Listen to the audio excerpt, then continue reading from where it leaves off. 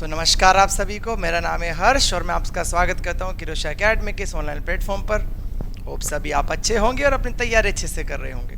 जिस तरीके के जो चल रही है आजकल, दो ही चीज़ें चल रही है, या तो इलेक्शन का दौर चल रहा है या एग्जामिनेशन का दौर चल रहा है। जिस तरह आप देख सकते हैं कि एम्स हो गया, नॉरसेट, BHU, ESIC, RML, सब ने अपनी वैकेंसीज निकाल दी है और सब लोग जुटे हुए हैं। इतिहास में शायद ये पिछले 5 सालों में पहली बार हुआ होगा कि इतनी सारी वैकेंसीज एक साथ रोल इन है और इतने सारे फॉर्म्स ऑलरेडी, कुछ लोग के कुछ फॉर्म्स हो गए हैं और कुछ अप्लाई कर रहे हैं। तो ये मौका बस गंवाना नहीं चाहिए। यहाँ पर मैं एक बात और बताना चाहूँगा कि जितने भी जो एग्ज़ाम्स है, अगर आप ऑन एन एवरेज नोटिस करें तो या तो 80-20 मतलब 80% आपका नर्सिंग डोमेन हो गया और 20% आपका जो GK, रीजनिंग, मैथमेटिक्स, वो सारी चीज़ें हैं। ठीक है, तो यहाँ पे एक है DSSB की बात करें तो यहाँ पे 50% portion they have allotted for the mathematics, reasoning और इन सब के लिए। तो यहाँ पे एक स्टूडेंट बोले तो एक समझदार स्टूडेंट को ये चाहिए कि वो अपना बैलेंस बना के रखे। अब आप बोलोगे सर बैलेंस का क्या मतलब हुआ? बैलेंस का मतलब ये है कि आप दोनों चीज़ें बराबर रखें। आप जब तैयारी कर रहे हैं इसका नर्सिंग डोमेन का, तो उसकी तैयारी सभी लोग कर रहे हैं। The same time you also require to not to ignore the 20% part. जो 20% पार्ट है जो कि मैथमेटिक्स, रीजनिंग, GK का होता है, वो भी इग्नोर ना किया जाए। ओके, ये बहुत ज़रूरी है। तो किरोशा एकेडमी इसी बात को ध्यान में रखते हुए आपके लिए शुरू कर रहा है सीरीज़, जिसमें कि हम कोशिश करेंगे कि आपको वो पार्ट है स्ट्रॉन्ग बनाया जा सके। ऑल्दो इंटरनेट पे बहुत सारे सोर्स अवेलेबल हैं, बट जो आपको सटीक, जितना आपको चाहिए, जितना आपको पढ़ना है आपके लेवल पर, जितना नर्सिंग के लिए रिक्वायर्ड है, हम उसी लेवल के क्वेश्चंस हम इस सीरीज़ में डील करेंगे। मेरा नाम है हर्ष और चलिए शुरुआत करते हैं हम पहले क्वेश्चन से। पहला क्वेश्चन आपकी स्क्रीन पर ये है। यहाँ पर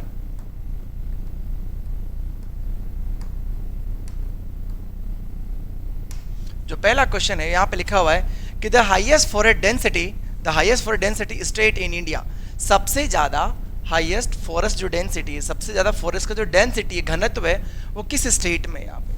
ठीक है, तो हम इन चीज़ों की जान करेंगे। पहली बात तो ये कि डेंसिटी रिपोर्ट देता कौन है? डेंसिटी रिपोर्ट को देता कौन है? तो ये देता है इंडिया स्टेट फॉरेस्ट रिपोर्ट।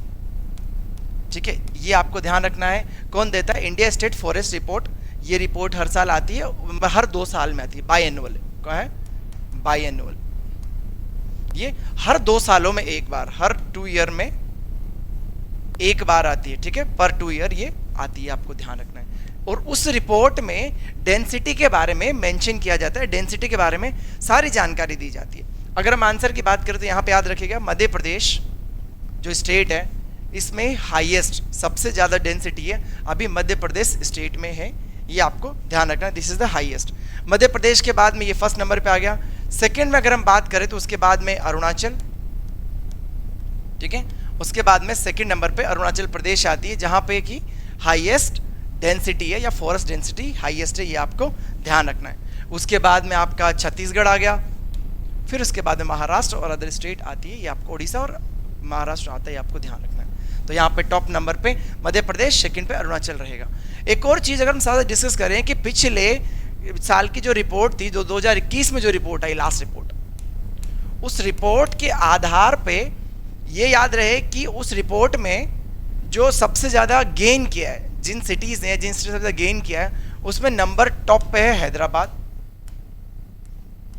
कहने का मतलब ये है कि जो हैदराबाद स्टेट है, सॉरी हैदराबाद है सिटी, वहाँ पे जो डेंसिटी है, वनों की जो डेंसिटी है वो बड़ी है, इंक्रीज हुई है। और सेकंड नंबर पर अगर यूटी की हम बात करें तो उसमें दिल्ली का नाम आता है। ये आपको ध्यान रखना है। This all about the question. यहाँ पे आपका डी आंसर रहेगा, MP आपको याद रखना है। I think this much explanation is more than sufficient. This demo class, अगर आपको क्लास पसंद आएगी तो हम क्लास कंटिन्यू करेंगे। आगे बढ़ते हैं नेक्स्ट क्वेश्चन। तो next question is from the mathematics.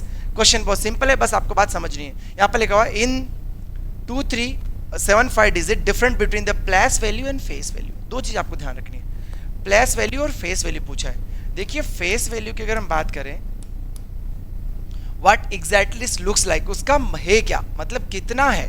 ठीक है, तो अगर जैसे कि फॉर द एग्जाम्पल बात करें, मैं लिखता हूँ यहाँ पे 4। ठीक है, तो 4 का 4 इज अ फेस वैल्यू, मतलब 4 उसका है।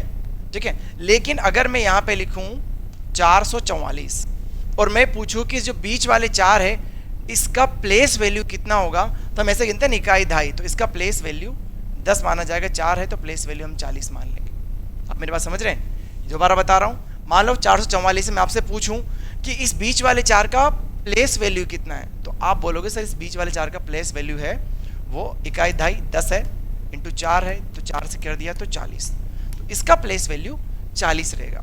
लेकिन आपसे पूछो फेस वैल्यू कितना है, तो फेस वैल्यू उसका 4 ही रहेगा। तो ये बात आपको यहाँ पे ध्यान रखनी। तो क्वेश्चन आपका यहाँ पे क्या कह रहा है, आपसे आपका क्वेश्चन पूछ रहा है कि जो 2375 जो डिजिट है इसमें दोनों का डिफरेंस बताना है, प्लेस वैल्यू का और फेस वैल्यू का डिफरेंस बताना है। चलो शुरू करते हैं। 3 की ये बात कर रहा है, ठीक है, तो यहाँ पे 3 की बात कर रहा है। अब मैंने यहाँ पे नंबर दोबारा लिख लिया, ऐसे क्वेश्चन ऐसा सोल्व किया जाता है। यहाँ पे 3 मैंने पकड़ा, तो पहले तो प्लेस वैल्यू निकालते, तो इकाई ढाई सैकड़ा, सैकड़ा इज रिलेटेड टू द 100, तो 300, तो इसका वैल्यू हो गया 300 क्योंकि ये इकाई ढाई सैकड़ा, सैकड़ा इज 100, तो 300 वैल्यू हो गया। अब पूछा है प्लेस वैल्यू, तो मतलब फेस वैल्यू, तो फेस वैल्यू इसका 3, तो मैंने लिखा 3। अब यहाँ पे इन्होंने पूछा है कि दोनों का डिफरेंस कितना है, इसमें से इसको माइनस कर दो, तो यू विल गेट अराउंड 297, तो इसका जो प्लेस वैल्यू रहेगा वो रहेगा 297। देखिए यहाँ पे आपको लॉजिक पे ध्यान देना है, मैजिक पे नहीं। क्वेश्चन का आंसर क्या आ रहा है, कैसे वो मैटर नहीं करता, कैसे आ रहा है वो मैटर करता है। ओके, तो this is the second, hope आपको समझ में आया होगा। 3 का 300 और यहाँ पे जो 3 उसका फेस वैल्यू माइनस किया 3297, इसका right answer. Hope this is clear to you. Let's move to the next question. ज़्यादा टाइम नहीं लेंगे, हम थोड़ा फास्ट करेंगे।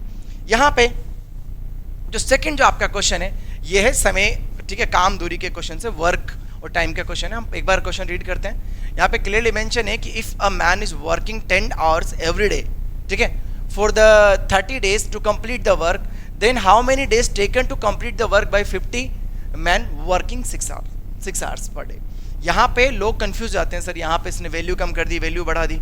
हम यहाँ पे जो बेसिक मेथड है हम वो यूज़ करेंगे, बिल्कुल सिंपलेस्ट मेथड हम यूज़ करेंगे, जिसमें आपको बिल्कुल भी कंफ्यूज होने की ज़रूरत नहीं। देखिए समय काम दूरी के जितने भी क्वेश्चंस आते हैं उनमें उन सारी चीज़ों को आपको आपस में मल्टीप्लाई कर देना है। चलिए शुरू करते हैं कैसे, जैसे कि 45 मैन इंटू कितने टाइम के लिए, 10 घंटे के लिए, कितने दिन के लिए, 30 दिन के लिए।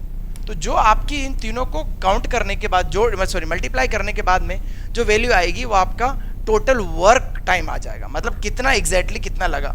तीनों को जब हम करेंगे तो ये आपका इट्स कमिंग अराउंड, मैंने ऑलरेडी कैलकुलेट करके रखा, इट्स कमिंग अराउंड 13,500 आपका एक जनरलाइज वैल्यू आ गया। Okay fine. अब ये तो हो गया आपका इसका क्वेश्चन का फर्स्ट सिनारियो। सेकंड सिनारियो में पूछा है कि 50 लोग 6 घंटे तक काम करें तो कितने टाइम में करेंगे। तो यहाँ पे सेकंड सिनारियो में आप लो, सेकंड सिनारियो 50 इंटू 6 इंटू यहाँ पे आपको अब इसका वैल्यू तो पता है नहीं, तो उसको x लगा लो, ठीक है। तो ये हो गया 50 इंटू 6 हो गया। अब 50 इंटू 6 को आप इसको 6 पंजे 30, ये 300x हो गया। अब आपको x का वैल्यू निकालना है, तो डिवाइडेड बाय 300 कर दो इसे। जब आप इसे 300 से डिवाइड करोगे उसके नीचे, तो 2 प्लेस से 2 प्लेस कट गया, you will get your value. कितना आ रहा है, इट्स कमिंग अराउंड 3 तिया 9 4 तिया 12 और 1 5 तिया 15, 45 डेज आपका कमिंग अराउंड 45 डेज। तो यहाँ पे आपका राइट आंसर 45 डेज होगा। देखिए यहाँ पे सिंपल सी बात है, यहाँ पे मुझे इसका टोटल टाइम वर्क का वैल्यू पता नहीं था, तो मैंने क्या किया, उसको x मान लिया, और जब x को मैं उधर लेके गया तो मैंने इसको मल्टीप्लाई किया। देखिए यहाँ पे हमारे नर्सिंग में जो क्वेश्चंस रहते हैं वो इतने टफ नहीं आते हैं, तो यहाँ पे स्टेज को सीख के हम लोग एक्स्ट्रा टाइम नहीं देंगे, बस आपको इनको आपस में गुणा करना है और जो उसके बाद में x का वैल्यू निकालने से x ले जाके इससे मैंने इसको डिवाइड कर दिया, तो I will get final my value, मेरी फाइनल वैल्यू आ गई, ठीक है। यहाँ पे मैंने तीनों को, आपका टाइम, आपके आवर्स और आपका जो टोटल जो मैन थे, तीनों को मैंने गुणा किया, ये डेटा आया। उसके बाद में मैंने यहाँ पे इसको x माना और जो टाइम था उसको, और उसके बाद में 300 से भाग देके फाइनली 45 डेज, तो 45 डेज उनको पर डे मतलब उनको लगेगा, 45 डेज टोटल उनको लगेगा। This is answer. Moving to the next question here, यहाँ पे again I have made this question in the very random manner कि बच्चा बोर ना हो। आपकी बोरियत का भी मैंने विशेष ध्यान रखा है कि आप जब मेरी सेशन को अटेंड करें तो आपको बोर ना लगे। याद रखिएगा, सेशन को अंत तक देखिए, आपको अच्छी ही जानकारी मिलेगी। यहाँ पे क्वेश्चन पूछा गया, which trophy is related to the hockey, मतलब हॉकी से रिलेटेड कौन सी ट्रॉफी यहाँ पे है। चलिए हम बात करते हैं, ठीक है। यहाँ पे अगर हम बात करें संतोष ट्रॉफी की और डोनाल्ड ट्रॉफी की, तो ये दोनों ट्रॉफी आपकी, ये भी फुटबॉल से रिलेटेड है, फैक्चुअल क्वेश्चन है, ठीक है, और ये भी आपकी फुटबॉल से रिलेटेड, ये आपको ध्यान रखना है, दोनों फुटबॉल से रिलेटेड है। तो यहाँ पे राइट आंसर आएगा आगा खान ट्रॉफी, याद रखना है this is related to hockey. जो आगा खान ट्रॉफी है वो हॉकी से रिलेटेड है, कंफ्यूज नहीं होना है। अगर मैं बोलूं आगा खान गोल्ड कप, मैं ट्रॉफी ना बोलूं और आगा खान गोल्ड कप बोलूं, तो याद रखिएगा वो फुटबॉल से रिलेटेड अगेन है, वो आपका फुटबॉल से रिलेटेड है, तो कंफ्यूज नहीं होना। बट यहाँ पे आगा खान ट्रॉफी लिखा है, गोल्ड कप लिखेंगे तो फुटबॉल आएगा, लेकिन ये लिखा है तो यहाँ पे होगा, ये दोनों आपका फुटबॉल से रिलेटेड है, तो यहाँ पे राइट आंसर रहेगा हॉकी, तो B is a right answer. Confuse नहीं होना है, आगा खान कप ये दोनों अलग अलग है। Okay fine, moving to the next question. आपके सामने लिखा हुआ है आइडेंटिफाई द ऑड नंबर, ठीक है, आई एम सॉरी टू से I think something is missing here, identify the odd number. इसमें हमें ऑड नंबर को आइडेंटिफाई करना है। देखिए ऑड मतलब समथिंग विच इज डिफरेंट और जो हमारे रूल्स को फॉलो नहीं करता, यही तो बात है ना। बीइंग अ मैन, और हम इंसानों ने ऐसा पैटर्न बना दिया है कि जो हमारे रूल्स को फॉलो नहीं करेगा हम उसे ऑड बोल देंगे।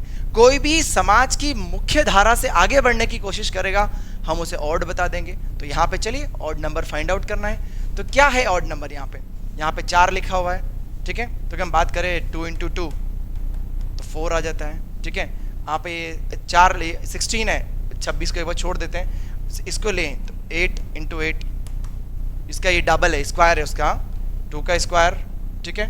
16 है तो 4 × 4 तो ये 16 हो गया, ये इसका स्क्वायर हो गया। 8 का देखिए 8 × 8 तो 64 हो गया।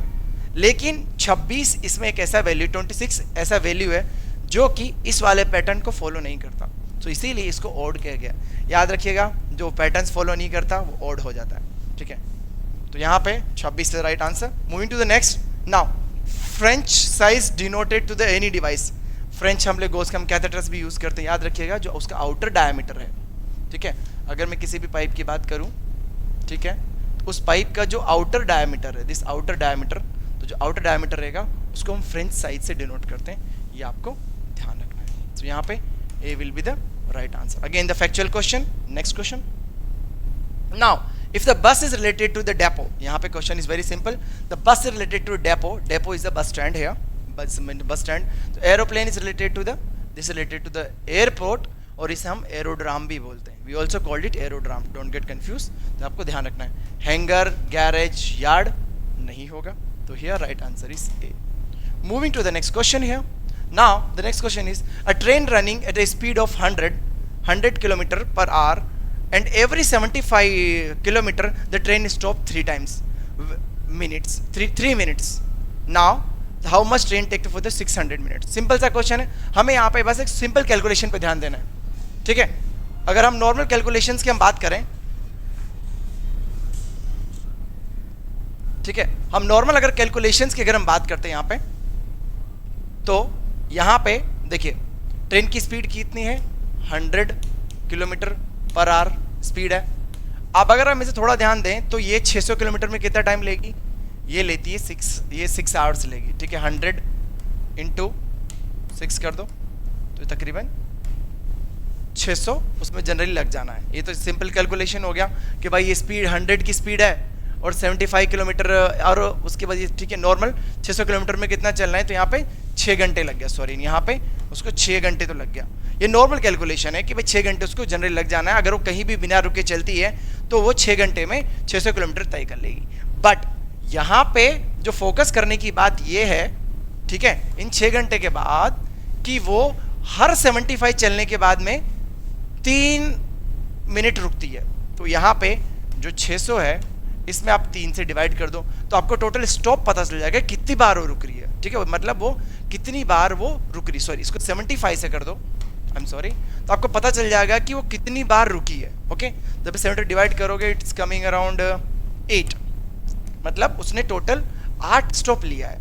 पर यहाँ पे जो फोकस की बात वो ये है कि कितना वो 600 किलोमीटर पहुँचने पे कितना टाइम लेगी। तो जब ये 8वां जो स्टॉप है इसका वो कैलकुलेट नहीं होगा, क्योंकि 8वें स्टॉप पे तो पहुँच ही गई, तो वो जो 3 मिनट है वो कैलकुलेट नहीं होंगे। इसमें से -1 कर दो तो इट्स कमिंग अराउंड 7, मतलब टोटल 7 स्टॉप उसने लिए हैं। Okay right. अब 7 स्टॉप है, एक स्टॉप पे लेती है 3 मिनट, तो इनको करोगे तो 21 आ गया।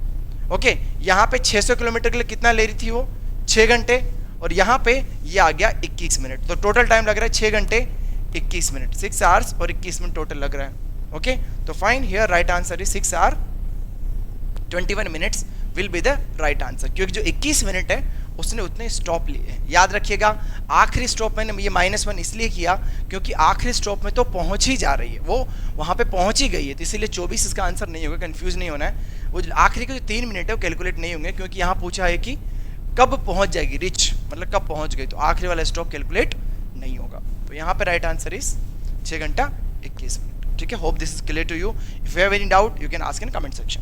Moving to the next, now here is a figure, we need to solve the figure. यहाँ पे लिखा हुआ है select the suitable figure from the 4 alternates. यहाँ पे फिगर देकर रखा है, शूट करें, चलिए शुरू करते हैं। यहाँ पे देखिए, आपको ध्यान दे देना है, अगर आप यहाँ पे नोटिस करेंगे ये दोनों निशान ऊपर है, तो इसमें जो सेकंड वाला निशान है पहले उसको डाउन कर दिया, फिर थर्ड वाले में सेकंड वाले को डाउन कर दिया।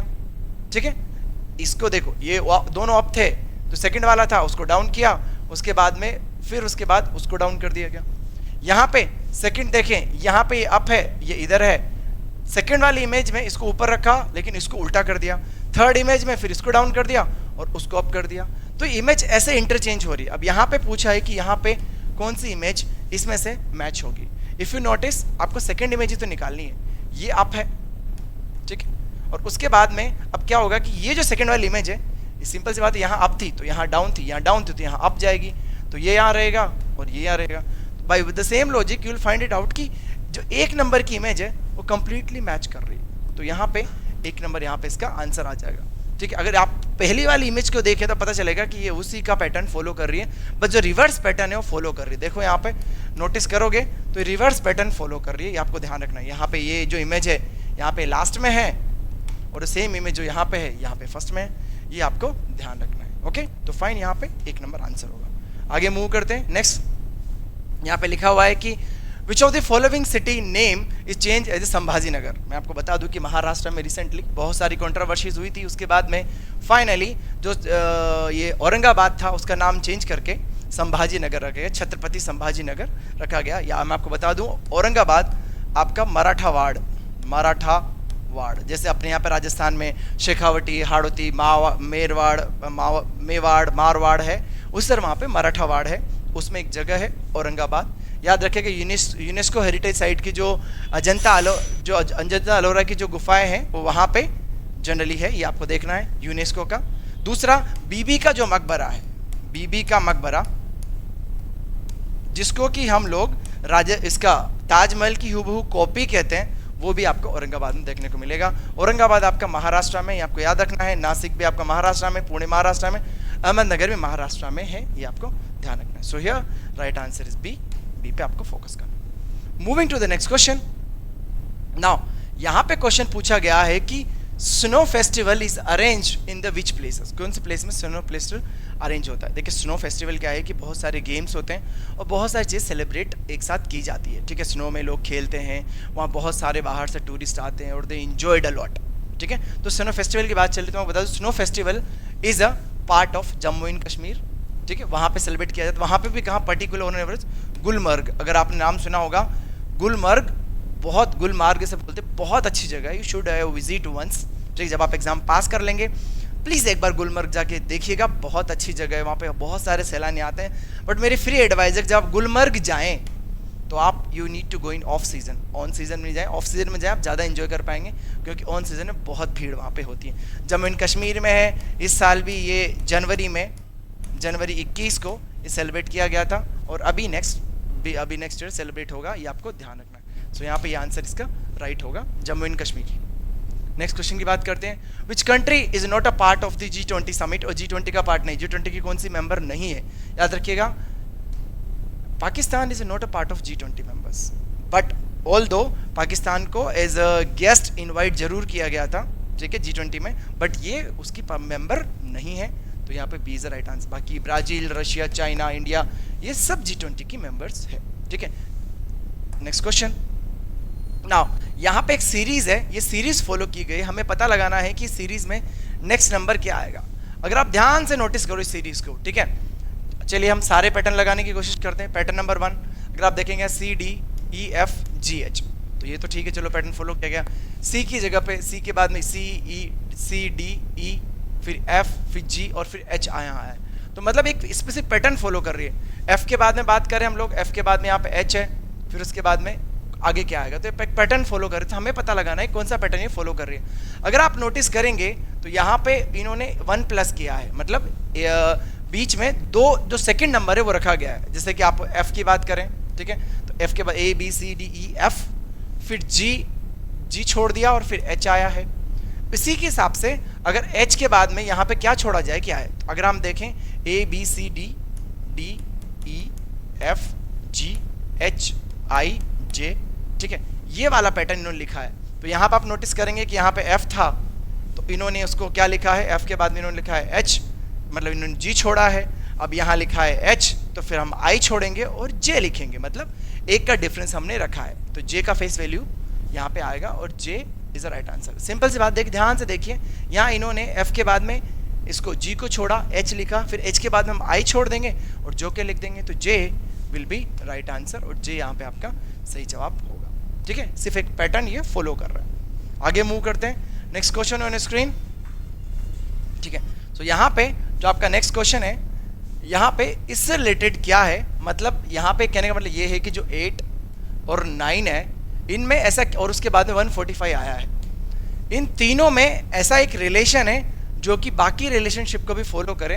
हमें पता करना है कि वो उस रिलेशनशिप को कैसे फॉलो कर रहा है, हमें फाइंड आउट करना है। ओके फाइन, तो चलिए शुरू करते हैं, अब नोटिस करना शुरू करते हैं। यहाँ पे अगर हम देखें 7 का, अगर यहाँ हम ध्यान से देखें, अगर मैं 8 को 8 से गुणा कर दूँ, ठीक है, तो 8 × 8 तो 64 आ गया, 64 और 9, तो 9 × 9 इज 81। दोनों को मैं जोड़ देता हूँ, 5 6 और 6 12 और 13 14, दिस 145। मतलब 8 को डबल किया, 9 को डबल किया और उसके बाद में उनको जोड़ा तो 145 वैल्यू आया। हमें फाइंड आउट करना है कि सेम पैटर्न कौन सा ये फॉलो कर रहा है। हम यहाँ पे ध्यान से देखें, अगर इसको सबके पहले काटा जा सकता है, बिकॉज 9 को 9 से गुना करेंगे तो 81, लेकिन 10 को 10 से करेंगे तो इट्स कमिंग अराउंड 100, तो ये 181 आता है, तो ये फॉलो नहीं कर रहा, तो ये बात कट गया। सेकेंड वाला देखें, यहाँ पे 6 × 6 तो 36 हो गया, और इसका 7 × 7 49 हो गया। ठीक है, तो अब इसको देख लो, 6 और 6 12 और 15 5 1 4 और 3 7 और 1 8, ये भी इस पैटर्न को 85, इसका मतलब ये वाला पैटर्न इसको फॉलो कर रहा है। ठीक है, तो यहाँ पे सही आंसर ये होगा क्योंकि ये इस वाले पैटर्न को फॉलो कर रहा है। फाइन, अगर आप यहाँ ध्यान से देखेंगे, 6 को 6 से गुणा कर दो तो 36, 7 7 49, और जब आप दोनों को जोड़ देंगे तो you will get your value as 85। So यहाँ पे आपका राइट आंसर कितना रहेगा, 85, और सॉरी सी आपका यहाँ पे सही जवाब होगा। याद रखिएगा, पहली वैल्यू का डबल किया है, सेकंड वैल्यू का डबल किया है, दोनों को जोड़ा है और फाइनली आंसर आया है, तो C will be your right answer here. Fine, चलिए आगे